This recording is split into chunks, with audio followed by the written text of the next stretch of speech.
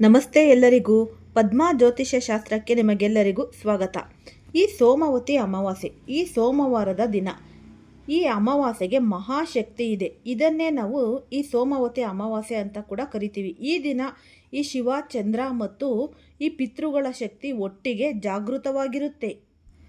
ಈ ಬಾರಿ ಅಮಾವಾಸ್ಯೆ ತಿಥಿಯು ಜೂನ್ 14ರ ಮಧ್ಯಾಹ್ನ 12:20ಕ್ಕೆ ಆರಂಭವಾಗಿ ಜೂನ್ 15ರ ಬೆಳಗ್ಗೆ 8:24ಕ್ಕೆ ಮುಕ್ತಾಯವಾಗುತ್ತೆ. ಈ ಉದಯ ತಿಥಿ ಪ್ರಕಾರ ಜೂನ್ 15 ಸೋಮವಾರವೇ ಅತ್ಯಂತ ಪವಿತ್ರ ದಿನ.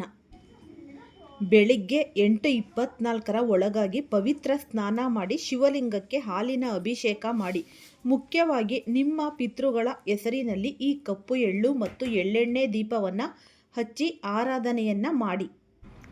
ಹೀಗೆ ಮಾಡೋದ್ರಿಂದ ಜಾತಕದಲ್ಲಿರೋ ಪಿತೃದೋಷ ಮತ್ತು ಈ ಧನಹಾನಿ ತಕ್ಷಣ ದೂರವಾಗುತ್ತೆ. ಜೊತೆಗೆ 100 ಸಾಮಾನ್ಯ ಅಮಾವಾಸ್ಯೆ ಪೂಜೆ ಮಾಡಿದಷ್ಟೇ ಮಹಾಪುಣ್ಯ ಫಲ ನಿಮಗೆ ಲಭಿಸುತ್ತೆ, ನಿಮ್ಮದಾಗುತ್ತೆ. ನಿಮ್ಮ ಕಷ್ಟಗಳೆಲ್ಲ ಕರಗಲು ಕಮೆಂಟ್ನಲ್ಲಿ ಓಂ ನಮಃ ಶಿವಾಯ ಎಂದು ಬರೆಯಿರಿ. ಈಗಲೇ ಸೇವ್ ಮಾಡ್ಕೊಳ್ಳಿ ಮತ್ತು ಈ ವಿಡಿಯೋನ ಹೆಚ್ಚಾಗಿ ಶೇರ್ ಮಾಡಿ. ಸರ್ವೇ ಜನ ಸುಖಿನೋ ಭವಂತು. ಎಲ್ಲರಿಗೂ ಸಹ ಧನ್ಯವಾದಗಳು.